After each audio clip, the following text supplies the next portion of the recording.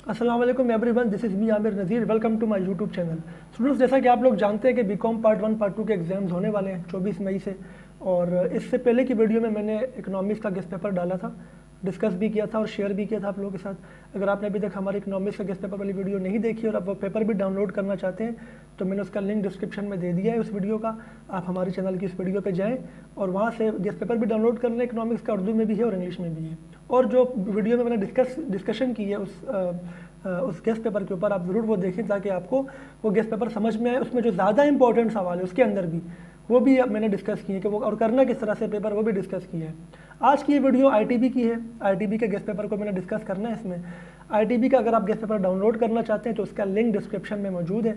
आप डिस्क्रिप्शन में जाएँ, उस लिंक के ज़रिए उसको डाउनलोड करें और इस वीडियो को एंड तक देखें ताकि आपको इस गेस्ट पेपर में जो टारगेट क्वेश्चन है, जो ज़्यादा मैं चाह रहा हूँ कि आप पहले याद करें, वो भी मैं इसमें डिस्कस करूँगा। और पेपर की टेक्निक क्या होगी, पेपर आईटीबी का करना कैसे। It is the most lengthiest paper in BCom part 1 as पर माई ओपिनियन।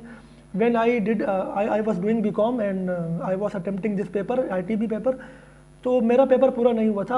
आज तो मुझे पूरा पेपर आता था, लेकिन चूँकि पेपर टाइम मैनेजमेंट की स्किल्स इतनी अच्छी नहीं थी मेरी, पेपर कितना करना है, कितना लिखना है, कितनी हेडिंग्स करनी है, मुझे नहीं था पता, तो मैं पेपर पूरा नहीं कर पाया।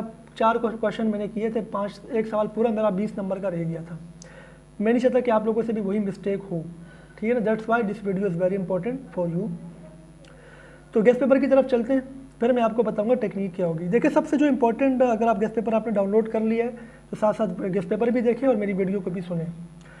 सबसे जो इंपॉर्टेंट टॉपिक है ना, वो इकोनॉमिक सिस्टम का टॉपिक है। सबसे पहले जो आपको याद करना चाहिए, इसकी वजह यह कि इकोनॉमिक सिस्टम का जो आपका चैप्टर है वो आईटीबी में भी है और इकोनॉमिक्स में भी है। जब आप इकोनॉमिक सिस्टम का चैप्टर याद करेंगे तो दोनों सब्जेक्ट्स के अंदर एक क्वेश्चन आपका पक्का हो जाएगा, ठीक है ना। 4 तरह के इकोनॉमिक सिस्टम होते हैं। इस्लामिक इकोनॉमिक सिस्टम होता है, कैपिटलिज्म होता है, सोशलिज्म होता है और मिक्स्ड इकोनॉमिक सिस्टम होता है। जो पहला क्वेश्चन मैंने रखा है उसमें मैंने ये लिखा है कि which economic system is followed in Pakistan. Pakistan में कौन सा इकोनॉमिक सिस्टम फॉलो किया जाता है या किया जा रहा है। तो इसका आंसर क्या होगा, मिक्स्ड इकोनॉमिक सिस्टम, क्योंकि यहाँ पे आपको कुछ इस्लामिक भी नज़र आएगा, कुछ आपको सरमायादाराना निज़ाम यानी कैपिटलिज्म भी नज़र आएगा। We will see also see socialism यानी जो पब्लिक सेक्टर है, यानी जो गवर्नमेंट सेक्टर है, ठीक है ना। तो आपने वो बताना है और उसकी कैरेक्टरिस्टिक्स भी बतानी है। इसके अलावा कैपिटलिज्म की मैंने इसमें मेरिट्स डिमेरिट्स रखे हैं और कैरेक्टरिस्टिक्स ऑफ सोशलिज्म भी रखा है मैंने। और मिक्स इकोनॉमिक सिस्टम भी इसमें आ गया पहले सवाल के अंदर, ठीक है ना। और इस्लामिक इकोनॉमिक सिस्टम जो मैंने नोट में रखा हुआ है, तो आप नोट अगर लास्ट क्वेश्चन में जाएँ तो उसमें देखें नोट में इस्लामिक इकोनॉमिक सिस्टम भी है। इस टॉपिक को करने के बाद 3 चैप्टर जो है वो बिल्कुल तरतीब से हैं जो कि आपने याद करने हैं, जो कि बहुत ही आसान है। एक आपका सोल प्रोप्राइटरशिप है यानी शख्सी कारोबार, एक आपका पार्टनरशिप है यानी शराकत दारी उर्दू में कहते हैं, एक आपका जॉइंट स्टॉक कंपनी यानी मुश्तरका सरमाया company. These 3 chapters are very important. आपके कम से कम भी इसमें मेरा ख्याल है कि कुछ 25 to 30 मार्क्स का ये आपके 3 चैप्टर्स आपके होंगे, ठीक है ना।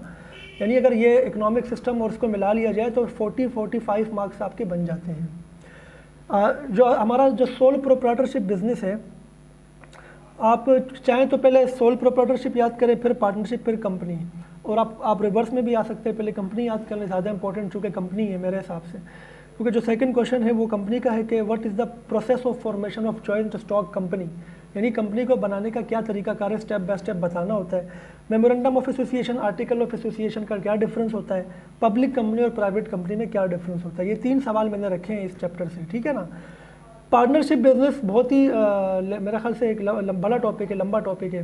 टाइप्स ऑफ पार्टनर्स याद करने, इसमें टाइप्स ऑफ पार्टनरशिप बिजनेस याद करने, rights and duties of partners याद करने, अंडर विच सर्कमस्टेंसेज और conditions of partnership business can be dissolved, यानी किन वो कौन से हालात है जिनके तहत एक पार्टनरशिप बिजनेस को ख़त्म किया जा सकता है। So all these question are 3 और 4 क्वेश्चन हैं। ये आपने पार्टनरशिप से बहुत ही आसान है ये, ठीक है ना। सोल प्रोप्राइटरशिप बिजनेस के अंदर आपने एक ही क्वेश्चन याद करना है कि sole proprietorship why it is so common in Pakistan. Pakistan में ये जो सोल प्रोप्राइटरशिप बिजनेस क्यों इतना कॉमन है। तो बेसिकली आपने इसमें इसके एडवांटेजेस बताने हैं। जाहिर सी बात है, जो एडवांटेजेस हैं उनकी वजह से पाकिस्तान में कॉमन है ना। तो बेसिकली इसमें जो आपने आंसर करना है वो एडवांटेजेस बताने हैं अपनी वर्डिंग में कि पाकिस्तान में due to this reason sole proprietorship business is very common in Pakistan, यानी टैक्स बेनिफिट्स, सही है, ownership of all profit, ease of doing business, ease to start, ease to wind up, ये सब चीज़ें आपने इसके अंदर बतानी है। उसके अलावा एक क्वेश्चन नंबर 3 के भी 4 की बात कर रहे हैं, what are the essentials to start a business. एक बिजनेस को शुरू करने के क्या एसेंशियल्स होते हैं, क्या आपको लवाजमात चाहिए होते हैं। अगर आपने आईकॉम किया हुआ तो आपने पीओसी पढ़ी होगी। अब तक जो मैंने इकोनॉमिक सिस्टम के अलावा जो मैंने 3 चैप्टर्स आपके साथ डिस्कस कर लिए हैं, यानी सोल प्रोप्राइटरशिप, पार्टनरशिप और जॉइंट स्टॉक कंपनी, ये तीनों चैप्टर आपके पीओसी में भी थे। तो बिल्कुल वही चीज़ है, आपने मतलब जो है ना, आप फर्स्ट ईयर की बुक से भी इसको याद कर सकते हो। अच्छा, बुक मैं आपको रिकमेंड करूँगा अमीन खालिद की, इंग्लिश वालों को भी और उर्दू वालों को भी, कि अमीन खालिद साहब की बुक से इसको करें। इसके बाद हम बात करेंगे एनवायरनमेंट, बिजनेस एनवायरनमेंट की, जो 2nd या 3rd चैप्टर है मेरा ख्याल है, कि मुख्तलिफ़ किस्म के फैक्टर्स होते हैं जो बिज़नेस एनवायरनमेंट पर इफेक्ट डालते हैं अपना। जैसे इकोनॉमिक एनवायरनमेंट है, टेक्नोलॉजिकल एनवायरनमेंट है, सोशल, इन्हीं सारे फैक्टर्स बता रहा हूँ। Economic factors, social factors, technological factors, और इसके अलावा भी हो सकते हैं, अगर आप चैप्टर पढ़ेंगे तो आपको और भी लीगल फैक्टर्स हो सकते हैं, ठीक है ना। तो ये डिफरेंट फैक्टर्स होते हैं, कल्चरल फैक्टर्स होते हैं। तो उसमें से मैंने कुछ 2 या 3 फैक्टर्स इंपॉर्टेंट है जो मैंने बताया कि आपका इकोनॉमिक एंड सोशल फैक्टर्स आप कंबाइन करके याद कर लें, ठीक है ना। 3-4 सोशल फैक्टर्स याद करें, 3-4 इकोनॉमिक फैक्टर्स याद कर रहे हैं कि which economic and social factors affect the business.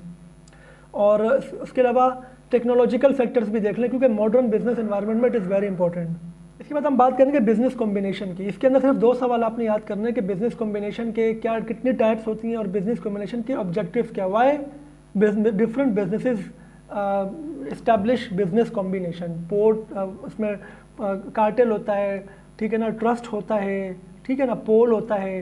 तो ये आपने इसके अंदर याद करने हैं। और अगर हम बात करते हैं उसके बाद मार्केटिंग सेक्शन बहुत इंपॉर्टेंट है। मार्केटिंग सेक्शन के अंदर जो है आपके जो मार्केटिंग के फंक्शन है बहुत इंपॉर्टेंट है। अच्छा, क्वेश्चन नंबर 6 और 7 जो है ना ये, और क्वेश्चन नंबर 8, ये क्वेश्चन नंबर 7 और क्वेश्चन नंबर 8, 6 नहीं 7 और 8, ये मार्केटिंग से रिलेटेड है। तो क्वेश्चन नंबर 6 में वेयर हाउसेस यानी जो गोदाम होते हैं उनकी क्या, उनकी टाइप्स और उनके फंक्शंस बताने हैं आपने।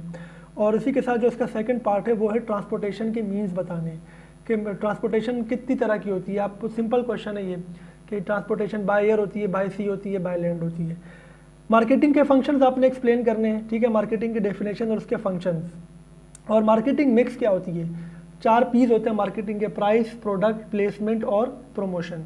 ये चारों को ब्रीफली डिफाइन करना है आपने कि प्राइसिंग का क्या मतलब होता है, प्लेसमेंट का क्या मतलब होता है, ठीक है ना, प्रमोशन का क्या मतलब होता है, प्रोडक्ट क्या होती है, ठीक है ना, ये सब चीज़ें। उसके बाद जो क्वेश्चन नंबर 9 के अंदर चैनल्स ऑफ डिस्ट्रीब्यूशन है, ये भी मार्केटिंग का ही पार्ट है। यानी डिस्ट्रीब्यूशन चैनल्स क्या होते हैं, या तो डिफरेंट चैनल्स होते हैं, यानी किसी में आपका होल सेलर होता है, किसी में रिटेलर होता है, किसी में दोनों होते हैं, किसी में इम्पोर्टर एक्सपोर्टर भी होता है। तो फ्लो चार्ट एक बनाना है आपने, इसके अंदर 5 या 6 आपने जो है ना सीधे सीधे फ्लो चार्ट बनाने हैं, और वो आपकी बुक में मौजूद हैं। अगर आप चैनल्स ऑफ डिस्ट्रीब्यूशन देखें तो आपने ये जो है ना याद करना है। Differentiate between wholesaler and retailer क्या होता है। जो होल सेलर होता है ना वो एक बड़ा बिजनेसमैन होता है जो डिफरेंट रिटेलर्स को फैसिलिटेट करता है, तो और साथ साथ वो प्रोड्यूसर को भी फैसिलिटेट करता है जो पीछे से जहाँ से वो माल ले रहा है। तो उनको क्या सर्विसेज प्रोवाइड कर रहे हैं होल सेलर, और रिटेलर्स को क्या सर्विसेज प्रोवाइड कर रहा है। इसके अंदर ये 3 क्वेश्चन मैंने रखे हैं। क्वेश्चन नंबर 10 के अंदर 2 क्वेश्चन रखे, सॉरी, कि पहला क्वेश्चन ये है कि वो होल सेलर जो रिटेलर को और प्रोड्यूसर को क्या सर्विसेज दे रहा है, और दूसरा सवाल मैंने इसमें रखा है कि सुपर मार्केट में और डिपार्टमेंटल स्टोर में क्या डिफरेंस होता है। तो ये जो रिटेलर्स होते हैं ना इनकी टाइप्स हैं, सुपर स्टोर या सुपर मार्केट, इस तरीके से departmental store, mail order house, chain store, ठीक है ना, ये डिफरेंट टाइप्स होती हैं। तो उसी में जो सुपर मार्केट और डिपार्टमेंटल स्टोर है वो आपने इसके अंदर डिफरेंशिएट करना है, दोनों की आपने फीचर्स बताने या क्या इनकी जो है ना फीचर्स होते हैं। उसके बाद जो क्वेश्चन नंबर 11 है वो टैरिफ से रिलेटेड है, यानी इंटरनेशनल बिजनेस से रिलेटेड है। टैरिफ क्या होता है, टैरिफ के क्या ऑब्जेक्टिव्स होते हैं, मल्टीनेशनल कंपनीज जो होती है वो कौन सी प्रॉब्लम्स फेस करती हैं जब वो बिजनेस कर रही होती हैं, क्योंकि multinational company more than 1 country में काम कर रही होती है। तो ऑब्वियसली कल्चरल डिफरेंस होता है, वर्क एनवायरनमेंट का डिफरेंस होता है, ठीक है ना, और इसके अलावा जो है वो कस्टम्स का डिफरेंस होता है, नॉर्म्स का डिफरेंस होता है, ठीक है ना। तो ये आपने इसके अंदर बताने कहीं पर बहुत ज़्यादा सपोर्टिव गवर्नमेंट होती है, कहीं पर नहीं होती है। इकोनॉमिक सिस्टम्स के डिफरेंस होते हैं मुख्तलिफ कंट्रीज़ में, ये आपने इसके अंदर बताने हैं। उर्दू वाले अगर मेरी वीडियो देख रहे हैं तो उर्दू में जो गेस्ट पेपर है, अगर इंग्लिश में आप क्वेश्चन देखेंगे तो उसी का उर्दू में आप ट्रांसलेशन देख के इस वीडियो के साथ आप इसको अंडरस्टैंड करें जो मैं बात कर रहा हूँ आपसे। इसके अलावा बैलेंस ऑफ ट्रेड और बैलेंस ऑफ पेमेंट में क्या डिफरेंस होता है और बैलेंस ऑफ पेमेंट को इम्प्रूव करने के लिए हम क्या क्या सजेशंस आपने कैसे इंप्रूव की जाए सजेशन आपने देनी है। ये इसमें तीसरा सवाल है, सवाल नंबर 11 के अंदर तीसरा क्वेश्चन है। स्टॉक एक्सचेंज क्या होता है, इन्वेस्टमेंट बैंक क्या होता है, ये 2 क्वेश्चन हैं, ये एक साथ मैंने दिए हैं। अच्छा, ज़रूरी नहीं है कि जिस तरह मैंने ए और बी करके दिए हुए सवाल ऐसे ही है, हो सकता है कि किसी सवाल का ए आ जाए, दूसरे सवाल का बी आ जाए। इस वीडियो के अंदर मैं आपको बताऊंगा पेपर करना कैसे, इसलिए इस वीडियो को स्किप मत करना, मैं आपको अभी दोबारा बता रहा हूँ, ठीक है ना। अच्छा, उसके बाद इंश्योरेंस वाला चैप्टर बहुत इंपॉर्टेंट है। इंश्योरेबल रिस्क क्या होता है, अनइंश्योरेबल रिस्क क्या होता है, टाइप्स ऑफ इंश्योरेंस कौन कौन सी होती हैं, ठीक है ना। इंश्योरेबल रिस्क के क्या क्या एसेंशियल्स होते हैं, ये आपने क्वेश्चन याद करने हैं।